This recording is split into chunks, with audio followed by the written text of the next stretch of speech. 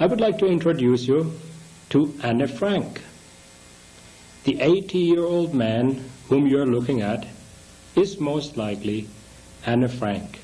As shocking as this might seem to you, our guest for today's interview, Mr. Ditlev Felderer, a Swedish researcher, has unearthed massive evidence that Anne Frank was not a 13-year-old girl, did not most likely write the diary, but every indication seems to point a finger in the direction of this man, Otto Frank, her father.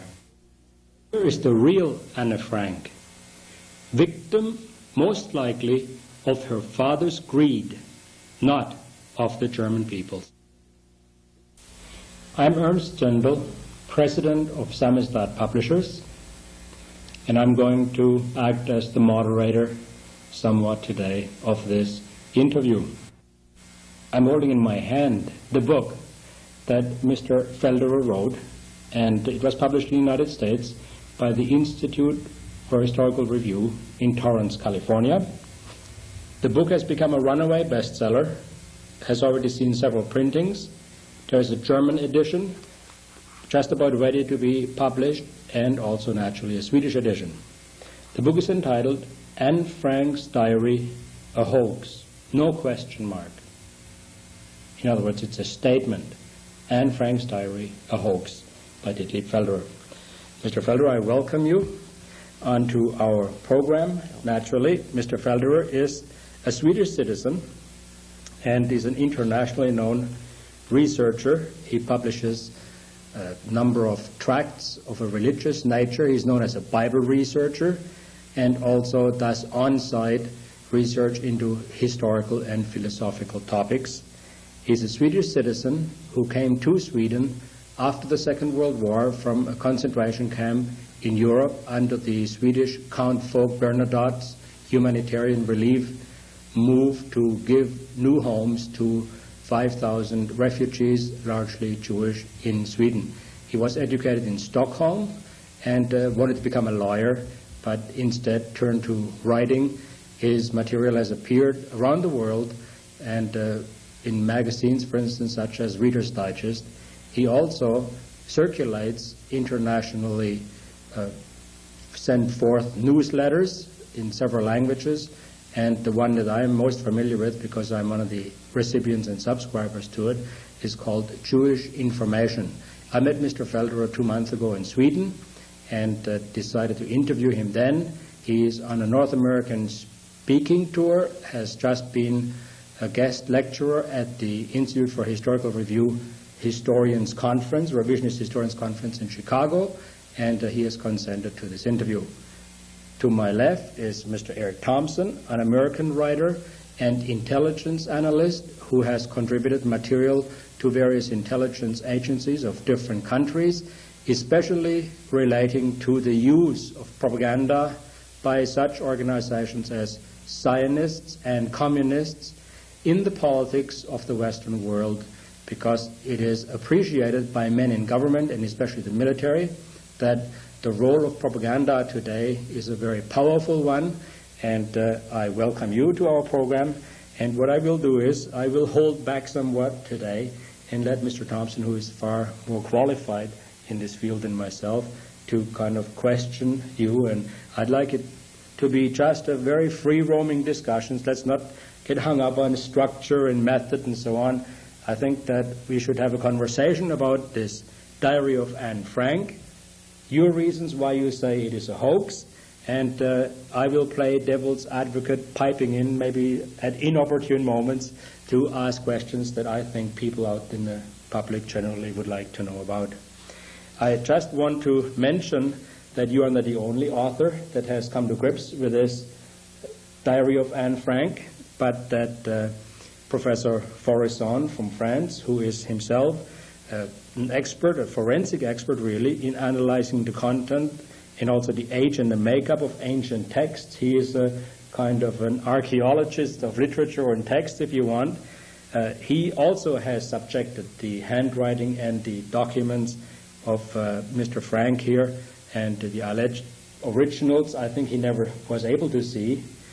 He also wrote a book about the topic and comes to quite a similar conclusion to your own.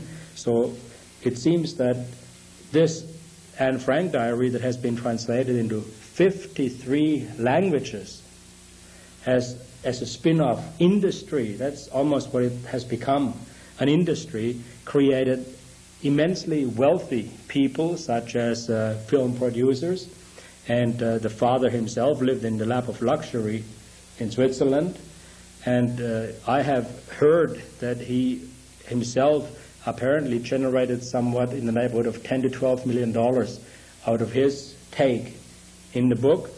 The spin-off of the book also has created what they call a foundation, and if I just may quote from your Anne Frank Foundation folder here, the foundation regularly organizes exhibitions on topics which are related to the history of the house, oppression and persecution and discrimination. Examples of exhibitions held by the foundation include migrant workers and 2,000 years of anti-Semitism. Here too, guided tours are given to groups if requested, which means that the purpose of the Anne Frank diary was to become a propaganda vehicle, obviously. And the proceeds and the profits from this tearjerker are in effect used to further what seems to be purposes. I mean, what have migrant workers got to do with the fate of this girl in the Second World War? We are seeing here the clever, if unethical, use of allegedly the tragic story of a young woman in wartime being exploited, it seems, by her father. What led you to get interested? I mean, you are Swede, you are young, you are obviously having a life ahead in prosperous Sweden that can only be sabotaged or derailed by tackling such a thing. I mean, we all know the power of the Zionist lobby. This is undoubtedly also considerable in Sweden. What on heck would make you march in? You know, is it a matter of fools marching in where angels fear to tread, or why did you get interested in the diary of Anne Frank? The reason for that was that in the early 1970s I started to get great doubts about the Holocaust, or what we now call the extermination theory. And so I started to investigate this theory more and more, specifically about the gas chambers. At that time I had not made any visits to Poland, where most of the alleged sites of extermination took place. So I realized that I could spend some time in the meantime before going there to study some other things. And seeing that the Anne Frank's diary is so important within the extermination theory, it is very possible, perhaps the most important book that has been used to support this theory, then I decided this book, this diary, deserves a real close study, and I was determined to find out whether the story could be true or whether it was perhaps just a make-up. Now, I know there are many different editions. It has been published in 53 languages, but I know there is numerous English language editions even. And for instance, we have here the Diary of Anne Frank, which is a kind of a 20th edition in Pan Books. But you used for your research another company's book. I used the Cardinal edition, which is the edition published in USA. This edition here is an edition which is distributed in England and Europe. I see. Now, are they markedly different? I mean, you looked at these two. What seems to be the difference? There are differences in the contents, but I think the main points of interest in the difference is the foreword and the addition in the beginning and at the end, which describes how genuine the book is, how authentic the book is, and tries to support it. Now, I understand that you actually did go to visit the Anne Frank house in Holland. Yes. And you looked at the exhibits there presented, but at that time not with the idea in mind of ever writing about it. No, at the time when we went there, I had never dreamed that I later on should write a book about it. Now, Mr. Thompson, I understand that you first came across the controversy, the controversial aspect of the Anne Frank diary by reading kind of a historical condensation of the whole complex of the Holocaust by the English historic professor, I think his name is Harwood Verrall, Yes. that published this widely translated and reprinted booklet, Did 6 Million Really Die? You came across the first indications that kind of confirmed some of the suspicions which you had as an intelligence analyst years before that, and then decided to dig deeper into the Anne Frank diary. Have you and Mr. Feller, before you met him, did you read his book before you met him? No, I did not, and I was quite interested when I came across a copy of his Anne Frank's Diary, a Hoax, to see that he had brought all of the inconsistencies and contradictions together that were in the alleged diary. How would you evaluate his style, his method of going about dissecting the story from an intelligence analyst's point of view? It makes very entertaining reading, and at the same time it is excellent in its analytical techniques because it subjects the entire diary to a thorough cross-examination using very impeccable logic and a very far-ranging knowledge of factual circumstances which must have been operative during the time. For example, a door is a door, and when people forget that a door suddenly becomes a bookcase, normal people would be very astounded to see this transformation. Apparently, in the diary, no one is astounded that a door suddenly becomes a bookcase and that half a building, which is visible from all sides to the public, suddenly disappears. In the diary, as in a work of fantastic science fiction, half a house just disappears and no one is at all curious.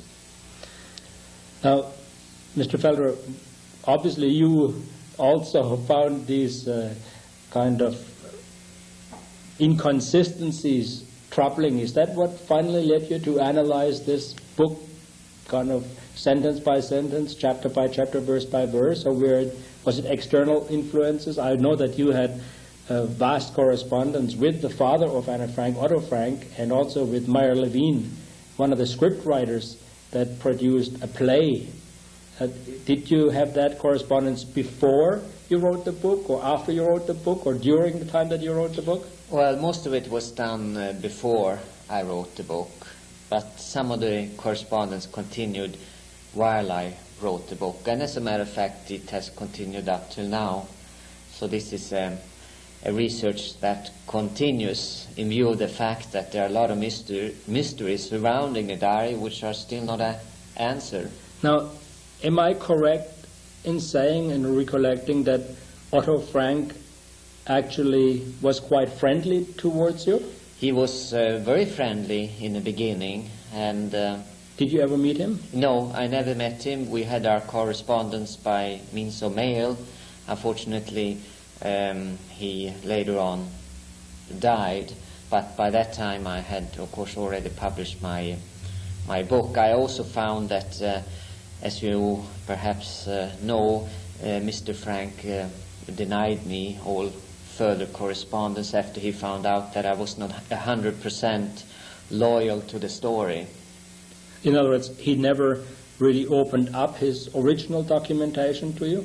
No. Did he ever show you the actual sheets out of the diary, No. the pages or anything? No, I doubt whether anybody up to this date has really seen everything. Now, I understand you also corresponded with Professor Forison, who also wrote a book on this topic and who did meet Otto Frank. Was he ever able to see the actual pages himself? I think he was able to see a few pages, yes, but he was not allowed to study the contents. And this was also the reason why I felt that it was hopeless for me to go to Switzerland, where Mr. Frank was living, seeing that my main purpose was actually to find the original documents and study it. And I realized that the father refused it, so I decided I better not go there. And are you satisfied that just by reading the books the various books that are out on the Diary of Anne Frank in various forms, that the conclusions that you have come to are airtight, watertight, that they in effect hold true? Is it good enough? Without seeing the actual handwriting, can you really conclude a sweeping conclusion that would lead to a book title without a question mark that calls a book Anne Frank's Diary a hoax? Period. Well, of course, with the progression of the research, things can always be made better. But I must say here that the main arguments which I used in a book, they have been confirmed in almost every point since the publishing of this first edition. So you feel quite safe? You don't think that there's going to be a $100 million lawsuit breathing down your neck, or after we are through with this program, my neck? Well, no, I perhaps could mention here that the father did try and get the Swedish government to sue me, but it didn't turn out that the government was willing to do so. Did the government look at any of this material? Yes, they read through the entire book. Which department of the government of Sweden? It's our Chancellor of Justice, and they are like in the charge Minister of Justice. Yes. Yeah. Like the Attorney General would be in Canada. They are in charge of publishing rights and so forth. Now, what kind of report, to your knowledge, should they send back to Otto Frank? You know, they looked at your writings, they looked at the book, The Diary of Anne Frank, and what was their verdict? You're obviously out of jail, you're not in the Swedish jail. No. What did they say? Well, the entire verdict is found in our newsletter number 122, where we have the entire verdict of the Chancellor. And he says, if I can be briefly here, that the way to go about this matter is not to try and prohibit me from writing it, but to show that in my writing I'm wrong here and perhaps there. In other words, attack me in what I'm writing and not prohibit my research. Undoubtedly, you as an intelligence analyst of propaganda, this is really the only way in democracies that we have to defeat a kind of subversive propaganda. Yes. By exposing it to public scrutiny, ridicule if necessary, and legal action in this case if Otto Frank in effect had a leg to stand on. Isn't that the method? Above all, to expose a controversial issue to open discussion so that everyone is entitled to all the facts that can be made available, and at the same time everyone is entitled to use their own mind to decide for themselves whether one side is true, the other is false, or whether the truth is perhaps someplace else. But you see, the argument that is advanced by the proponents of the Holocaust or the exterminationist theory using Anne Frank as a vehicle for their message, that you, and I suppose me, by wanting to discuss this sacred cow, are in effect trying to rewrite history, and we are the unimprovable reactionary Nazis. Yes. Basically, we are being accused of blasphemy. Oh, I see. Yeah, that's our inquiries are actually committing a sacrilege against the sacred cow of the Holocaust legend, which leads me to ask you, Mr. Felderer, having read the diary for myself, and it's a rather boring book. I didn't enjoy reading it, as I have other books, and I discovered that it seemed to require a great deal of editing because the story had trouble matching and fitting together. It didn't really seem to be much of a diary, because diaries are supposedly consistent and factual, and this seemed to be full of contradictions from one date to the next. I just wanted to possibly restate, as you have said, the alleged diary of Anne Frank is one of the main stories which supports the Holocaust or extermination legend, and it is in use in many schools as required reading in the so-called genocide issue. Yet, you were the first, to my knowledge, who has written such a concise and thoroughgoing analysis of this book. Why has no other author or researcher pointed out the obvious flaws, impossibilities, and inconsistencies? Because, after all, the book is a very important document to substantiate the mass murder story that the 6 million question and the exterminationist legend consists of. Well, I think there are many reasons for that. I can maybe mention a few. One thing you just mentioned, and that is that it is a very boring book. It's extremely boring to plow through it. And when a book is boring, it becomes rather difficult for people to concentrate on the issue. It's a long, winding story, and I think most people are just happy to get through with it if they have been required to read it. Then the other point is, of course, the general hypnotism which surrounds this very issue. One is not allowed to criticize it, and well, one is simply supposed to accept it, no matter how absurd the story is. There's another one too, which perhaps I should mention, and we've just gone into that, and that is the lawsuit which Mr. Frank constantly threatened anybody who would investigate the book. Actually, I don't know if you two gentlemen are aware that there was indeed a German school teacher who wrote already in the early 60s about the diary being most likely a fraud, and Otto Frank immediately pounced on him with a Hamburg law firm, and the case did go to court, and it was inconclusively settled out of court based on the handwriting expert Minna Becker, I think was her name, who said at the time that, oh no, that the material that she had seen would tend to indicate that the entire diary was written in the same handwriting and therefore is authentic. Now, there was a court case 2 years ago in Germany by an acquaintance of mine, Ernst Römer, in Hamburg, and his attorney, Rieger, who is a young man like we are, of the new generation, he managed to get the West German government's criminal experts involved, and they did forensic studies actually in Basel, and came down very heavily in favor of Römer. And Römer, in effect, it is stated that the German government says many additions were made to the diary that came out in this court case in ballpoint pen.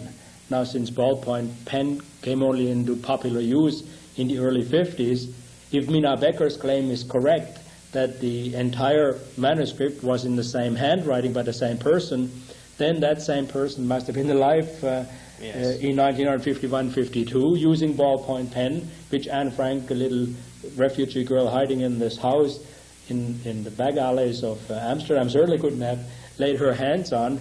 And rather than condemning the school teacher's case, it proves that whoever concocted the diary, in effect, using the same handwriting, was alive in 1951. So Anne did not die in a concentration camp. And if she didn't die, then when did she die? Or if she indeed did die, who wrote the diary? Who was it? I think that's the point. And now let's dissect the actual things which leads us to think that Mr. Felder is on to one of the greatest literary frauds in certainly this century. Yes. And as I may point out, that literary fraud is no light matter. It is a criminal offense in most civilized countries. And Switzerland, for instance, came down very heavily on an American writer called Clifford Irving, who had claimed that he wrote a biography of Howard Hughes at the time, and for his fraud served over 2 years in a Swiss jail and was heavily fined, and the profits of the book were taken away from him. So if what you gentlemen and what Robert Forrison and Harwood Verall are saying is true, then I think we ought to pursue towards the end of this program the point that how do we institute legal action against the heirs of Otto Frank or the foundation for recovering some of the money at least. you had some questions there for Mr. Felder. Yes, I did. Based on my reading, both of the diary, which is, well, in its various editions, only one of which I bothered to read in English, the Anne Frank's diary, a hoax. You mention one of the first problems of determining the actual size of the alleged diary. Now, it would seem obvious to me that if a person has written a diary, it is a diary as we think of it. It's in a little book, possibly with a locked cover. It may consist of 2 books, but it has a finite dimension. Were you ever able to prove or find out just how big or how small the Anne Frank diary actually is?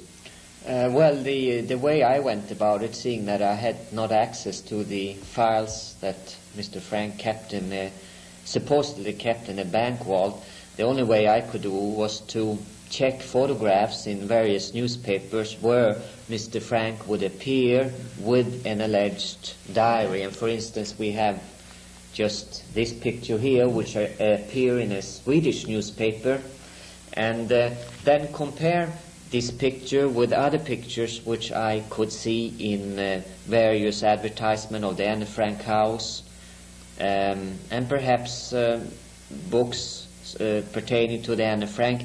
And by doing so, and by comparing, for instance, the foreword in the Cardinal edition, one noticed that there were discrepancy. This was not the same book. The books were different. One talked about a checkered book, a very tiny checkered book.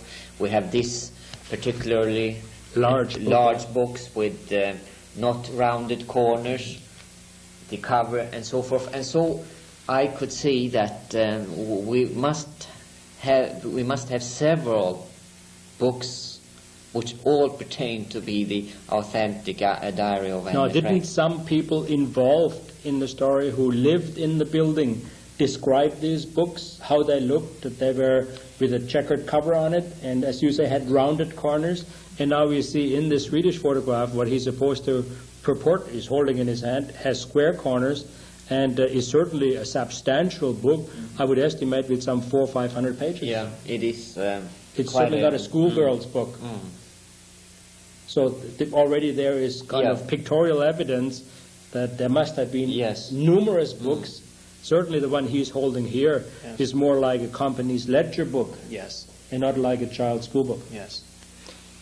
Just to possibly underline what this would mean to the in a forensic study, if you had reported that you had seen a car, but you could not tell what color the car was, you couldn't tell how many wheels it had, or whether in fact it was a truck or not, your testimony would be thrown right out of court.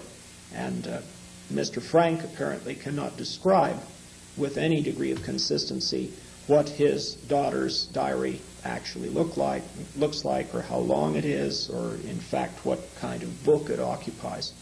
Now, Mr. Felder, let's go to the actual handwriting. We have established that there must be all kinds of books. Perhaps I should mention here, when seeing that you say so, a particular Swedish case which I was very much surprised about, and that is the translator of the Swedish edition of the Anne Frank diary was told by Mr. Frank, this is what this woman told to me herself, that it was absolutely imperative that she should translate it from the Dutch version. Now, obviously, seeing that it is alleged that the German translation is identical to the Dutch version, I started to wonder why it was she couldn't translate it from the German version. An even more astounding fact was that although Mr. Frank had insisted on that it should be translated from the Dutch version, this translator didn't know any Dutch. And so she had to translate it, after all, from the German version.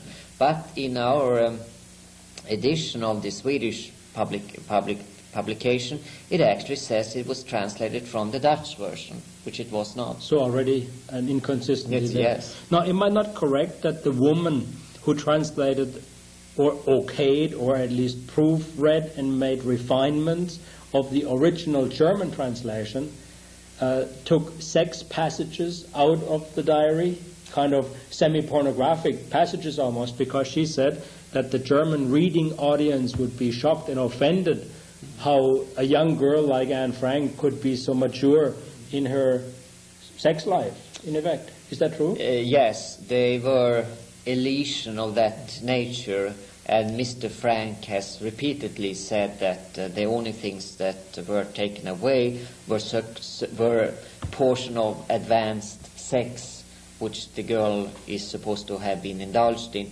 Personally, I do not know of any other book of this nature. I believe this is the first child pornographic work that has ever been published, as far as I know. As a school textbook? Yes.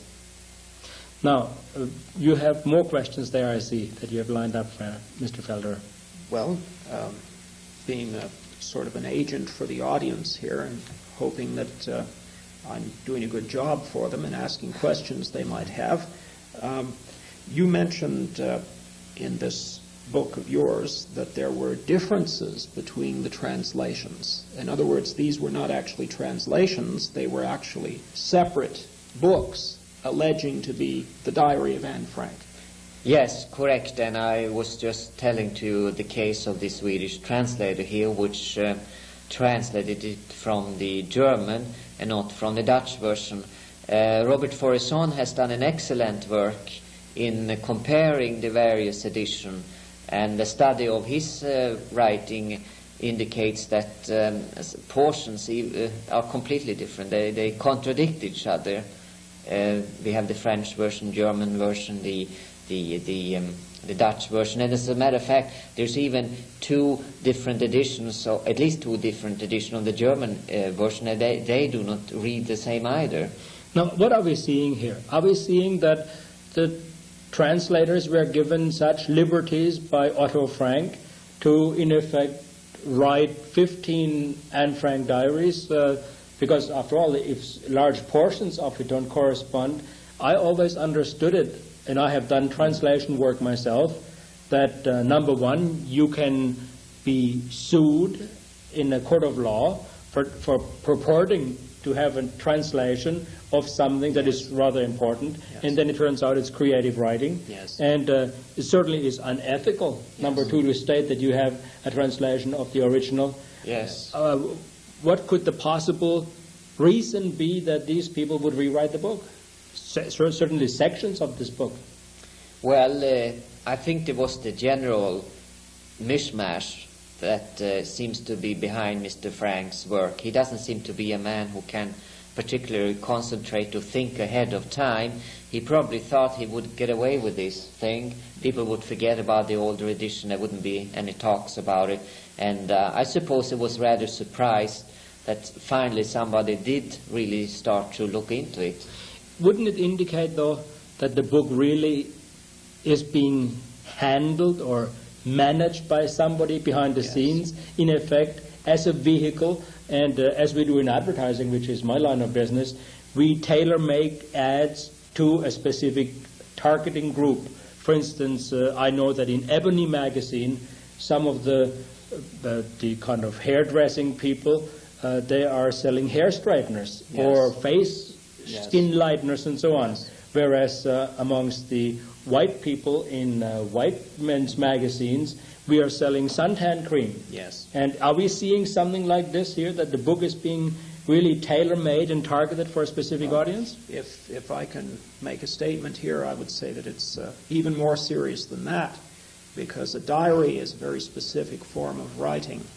It's similar to a newspaper report, which purports to be a factual report. We had one case recently where a black woman won a Pulitzer Prize under false circumstances, in which she invented a story and said that it was a news story. Now, this is supposed to be a diary, yet we discover that from one translation to another, certain parts of the diary are omitted without giving any notice to the reader that these parts are omitted. Again, we see that in the translation, it's not simply the normal allowance we must make for different languages. However, these are just bad translations. In one case, I might point out, a chair becomes a chase lounge, or things change from one translation to another. Actual objects change, Yes. which will create a totally different setting Yes. and picture. Did you not say that a door became a bookcase? Or how is this? Well, yes, this is a major part in the legend of the Anne Frank diary, and that is that in order to keep the place secret, one made a door into a moving bookcase.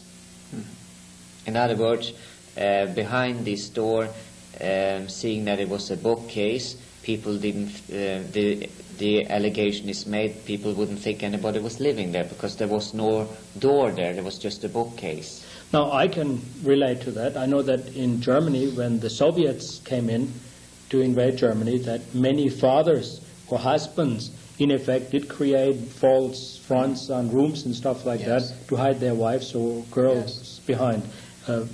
Perfectly acceptable. Why do you think that this would be such a crime, or is that in the story at different places? Why is it so significant to the story? Well, it's very significant to the story for Mr. Frank because, of course, he has to create an atmosphere that they were living under the most terrifying conditions and utter secrecy. But there are many, many problems involved here. One is the fact that during the time they were hiding, this place was in use by the people who had worked there, and some of them had worked there for a lengthy time. And so, of course, making a door like that would immediately arise suspicion on the workers. They would wonder what had happened to half of the building. In other words, they would go up the stairs, let's say, or arrive in front of this door where they had gone through maybe 1,000 times, Yeah. and find their door barred by a bookcase. Yes, and there are other places in the book which is rather hilarious. Now, does Otto Frank explain to whom the books belonged in the bookcase, or did the owner of the house put the books there? Did he collaborate with Otto Frank, or did he explain to the workers that, oh, well, as of tomorrow there's going to be a bookcase there? No. He kept it secret for everybody, and even the person who apparently later on in the book we read how the former owner was going to sell the building, and it mentions a portion there in the diary how they come and notice the bookcase, but nobody thinks about the thing that the new owner even bothers to find out what he's actually buying. In other words, the new owner was laying down money for an entire building, but he was only getting half of it. Yes. And the workers who had been using the entire building suddenly were not suspicious at all that they couldn't get to the other part of the building any longer. No. Which leads me into my question. The architecture of the so-called Anne Frank house seems to be absolutely paramount to the understanding of the diary. How is the placement, the location of the house in relation to other houses, and the design of the house important to the diary? Well, the design of the house is very, very important on account of the secret theory which this diary has. In other words, nobody is supposed to have known about the family and the friends being hidden there. Now, obviously, if this building, for instance, had many, many windows going out in various directions, and there were other houses close by, the question arises, why is it that the family who lived there for a couple of years were not seen by the neighbors? Why were not the lights seen at night? Why was not the smoke seen when the chimney was blasting full? Now, Mr. Felder, you also mentioned a vacuum cleaner, that these people were even using a vacuum cleaner to clean the place. Now, I took the liberty to obtain a 50-year-old vacuum cleaner, which would be about the model used by the Frank family when they were cleaning up the house, while the workers were working there, or when did they do their cleaning? They did the cleaning in the middle of the day when the workers were there. Now, I would like to ask our cameraman to turn on the vacuum cleaner so our audience, you see, it's so noisy that you can't even hear me talk. No. Now, No. I know from my own childhood that World War II model vacuum cleaners were horrendously noisy. And certainly not everybody had a vacuum cleaner, that a noise like that suddenly going on would certainly create all kinds Yes. of questions and suspicions. Yes. Well, tests have been made with our modern vacuum cleaners in Sweden just recently, and they show a decibel far above many industrial machines. So the noise from a vacuum cleaner is just horrendous. And then the fact also that in some editions of the Anne Frank diary it mentions the use of the vacuum cleaner in other instances. Now, also, what has always intrigued me on the story is that wartime rationing was in effect. And having lived through Europe in wartime conditions with the rationing in place during the war and after the war, I can assure you that we had nothing to spare for anybody else. We were 5 children, and there was barely enough for the 5 of us, yet somebody there, when I read the diary, had a very well-stocked larder with food. How did they obtain the food that they ate? Well, the diary makes it out as if they obtained the food through friends. Friends, in other words, they were friends of Mr. Frank and of the people living there with him, brought this food continuously, and it's also rather amusing to read that the food was apparently received free from Dutch people. And this food would be stored in the attic and other places of the house. The diary, as a matter of fact, goes in and describes even how much food they had. I remember vaguely something about 200 cans of peas at one time. Yes, and there was meat, and there was all kinds of food they had in. They were affluently living in that. I have some Dutch friends who still are sore at the Germans for their strict rationing. As a matter of fact, claims have been made that the Germans deliberately starved the Dutch population, and I know of one medical study into women who were pregnant during that time after the war to find out what the effect had been of the semi-starvation diet of the Dutch pregnant women during this period, and yet the Frank family never seems to have suffered. Now, isn't there also a question of a greengrocer who was supplying groceries to the Anne Frank family, Yes. who lived very close by and used to deliver it Yes, and delivered it free. Didn't have to pay anything for it. to the people in hiding? Yes. Now, this greengrocer, let's just imagine, here is a fellow with a basket of salad makings.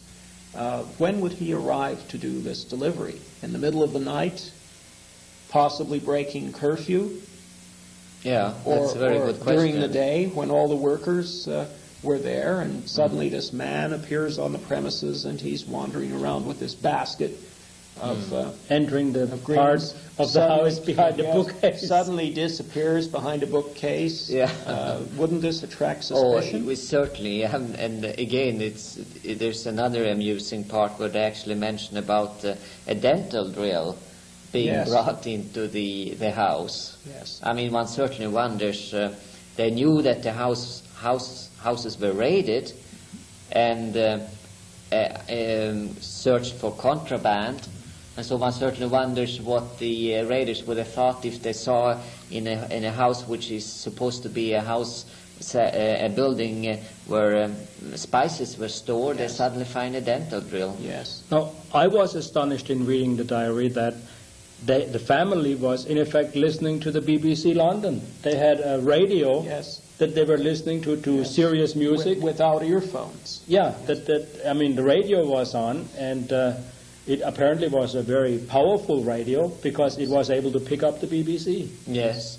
And they were listening to everything except German, because German was apparently not a civilized language according to the diary. And this is astounding, all these noises we hear, the vacuum cleaner, dental drills, the shoutings, and yet we are told in the diary at the very beginning that they were not even allowed to cough Yes. because of the noise would carry to the Yes. next building. And not only that, but the actual photographs of the building show that you can walk around it virtually.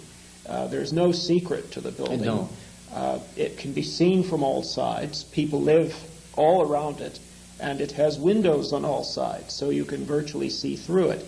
Now, one of the inconsistencies in the diary, which I saw, was that they had blackout curtains.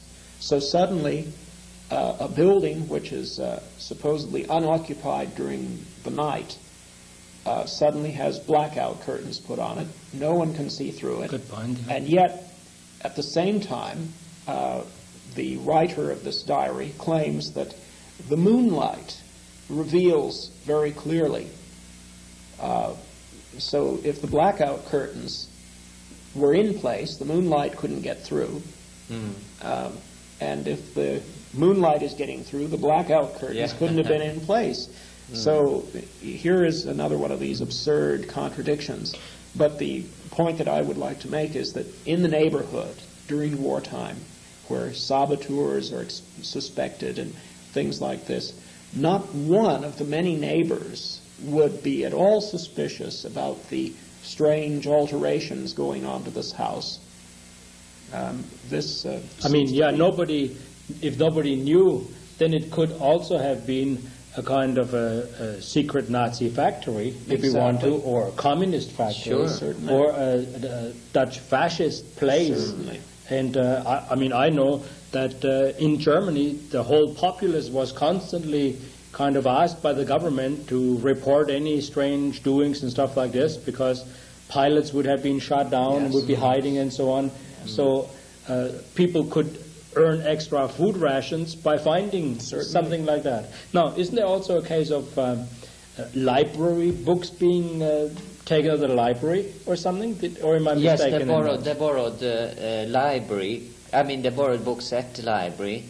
But I think another thing which is even more peculiar is the fact that they took courses at the school, and in under the same name, and yet being differently advanced. Yes. And they received mail Yes. God. also. Well, the diary says. I mean, this is incredible. Well, You would say then that none of the behavior, which is of the people who are supposedly in hiding, are actually relevant to hiding. They contradict No. the whole thing because, one, they're making noise, two, they seem to be quite visible, and three, their routine is obviously known to the neighbors around, and in fact they're even registered at a local correspondence school. yes, And they have visitors, yes, Yes. and they have a greengrocer bringing Yes. grocery, and they have a dentist come to drill the Yes. teeth, They have visitors, even and they have visitors, overnighting. and she has a boyfriend, and has a boyfriend. The book, the diary mentioned about choppings of wood, Yes. Oh, Carpentry work. carpentry Yes. work, acrobatic work. Yes.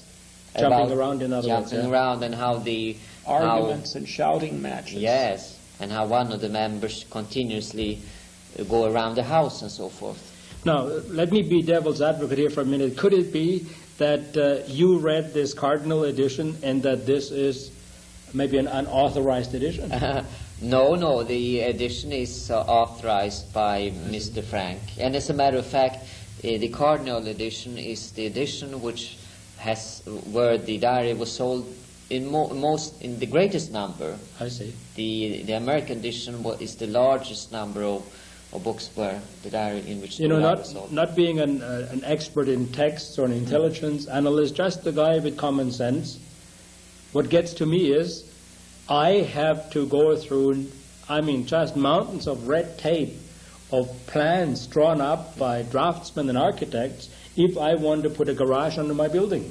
The slightest alteration has to be registered. Yes. Now, this is in Canada Yes. with the city hall. Right. For instance, I had changed the entrance to my building at the front, and what I had to do is I had to submit my original Yes. plans, and when they were changed only slightly, had to resubmit for approval and for record keeping these plans with the city hall. Now, Well- I know something about the Dutch.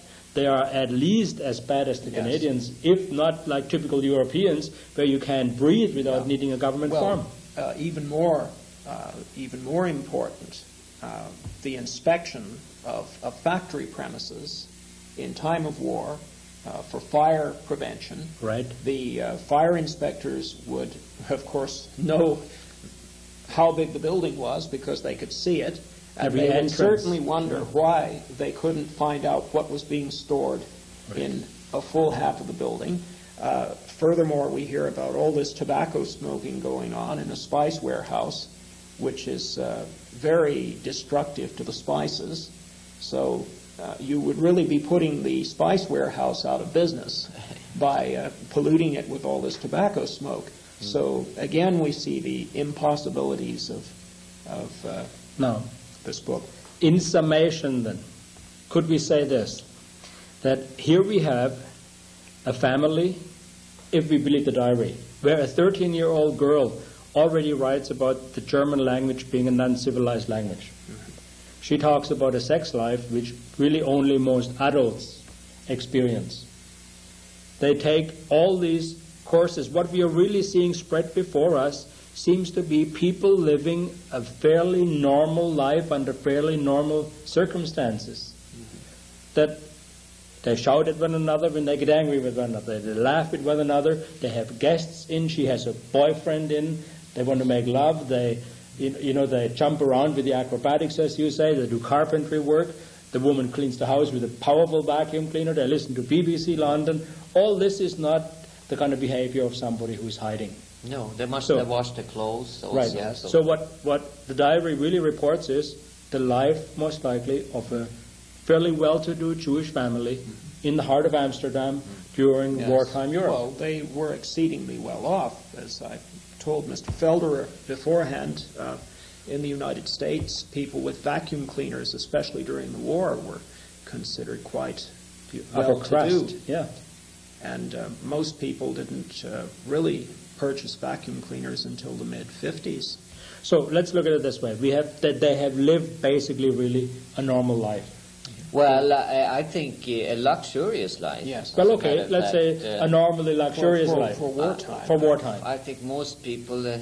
But what gets to me is, as a German, I've always kind of resented the image that the Germans had of being a bunch of slide rule, fanatically perfect, super diligent, aggressive investigators and pursuers and infringers of other people's civil rights and human rights, and yet these same Gestapo people, which undoubtedly were all over Amsterdam if one reads these accounts of the war, they were so derelict in their duty. I mean, they would be shot if anything like that would happen in their jurisdiction, and yet it seems they didn't know that, and this was obviously not the only case. No. I mean, can one believe this? Were the Germans such bungling idiots in the Second World War?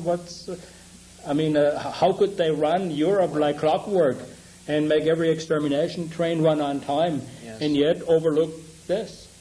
Well, it certainly shows that the story is a myth in many of its parts. For instance, the parts with the moving bookcase and all this and that. It's absolutely impossible to harmonize with the rest of the story. Now, if we are coming to an end. The one thing that we haven't discussed is Meyer Levin's involvement with the father.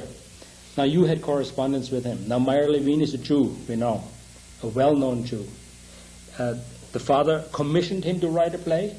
Yes, he did. The father commissioned Meyer Levin, who is a rightist, to prepare a play on the diary, which... So he presumably did not know how politically motivated or inclined Meyer Levin would be? That is possible also, but there is a Stalinist sort of love. Mr. Frank has a sort of a Stalinist outlook of politics, and Meyer Levin had a rightist outlook, and these two came into a collision course. That means that, that apparently the Otto Frank did never allow the Meyer-Levin play to be played for that reason? No. He, as a matter of fact, Mr. Frank even informed Meyer-Levin that if his play would be played, then he would be sued. Do you suppose that Meyer-Levin, his play, could have revealed some damaging truths about the Diary of Anne Frank?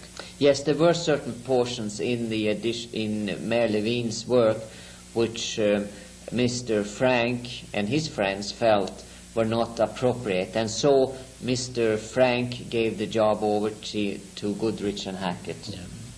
So in other words, we are seeing already the manipulation of the tragedy of a young girl in World War II being exploited long after the war with ever new generations for profit and for very sinister purposes. Thank you for joining me in this kind of macabre thing, but I appreciate you being here.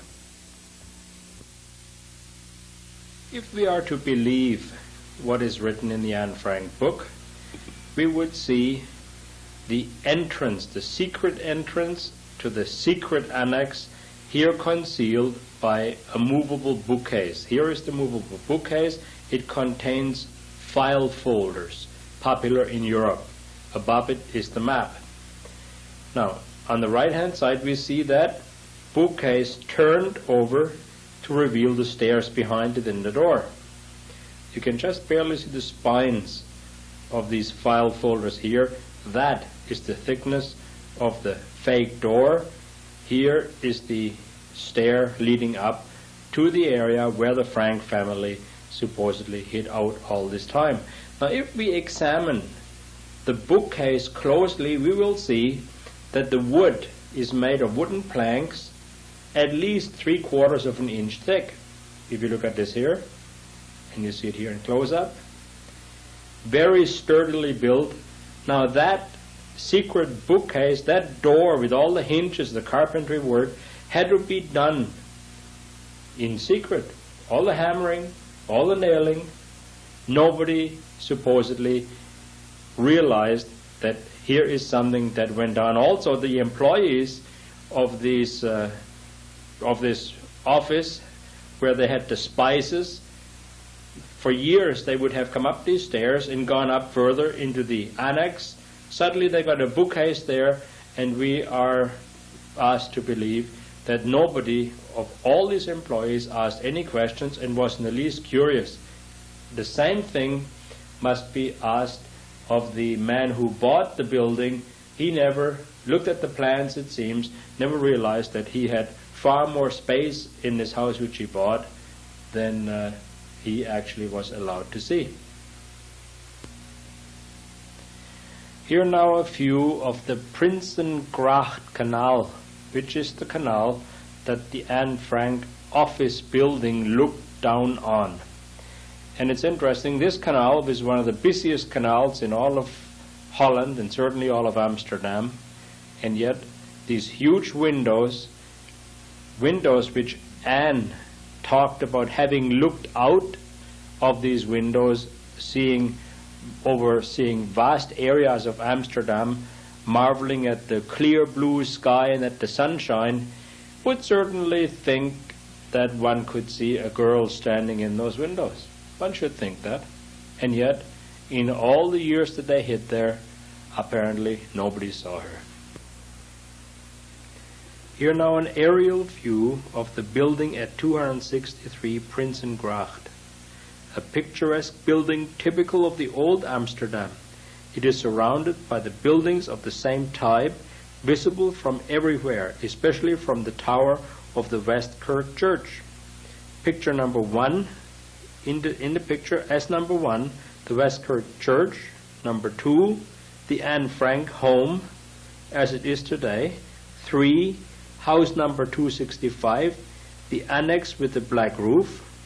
Number 4, house number 263 with annex with red roof, the Anne Frank house. 5, house number 261 with a long red roof without an annex. Note how the houses of the neighborhood crowd around the Anne Frank house and its annex were exposed from all directions regardless of the trees.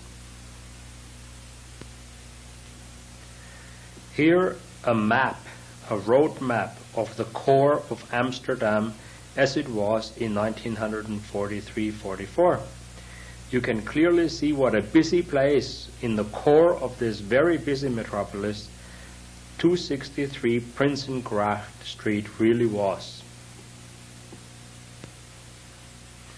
Here now is the room where Anne Frank slept, and it is very clearly visible that the window opens out into the courtyard like many European windows.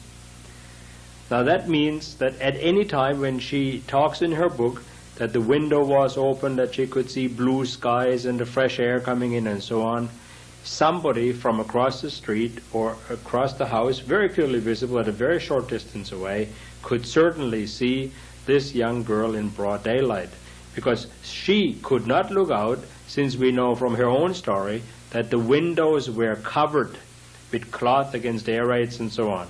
In other words, she had to open the window to look out, and therefore somebody could equally as well look in. So I think one can safely assume that we once again have exposed one of the lies.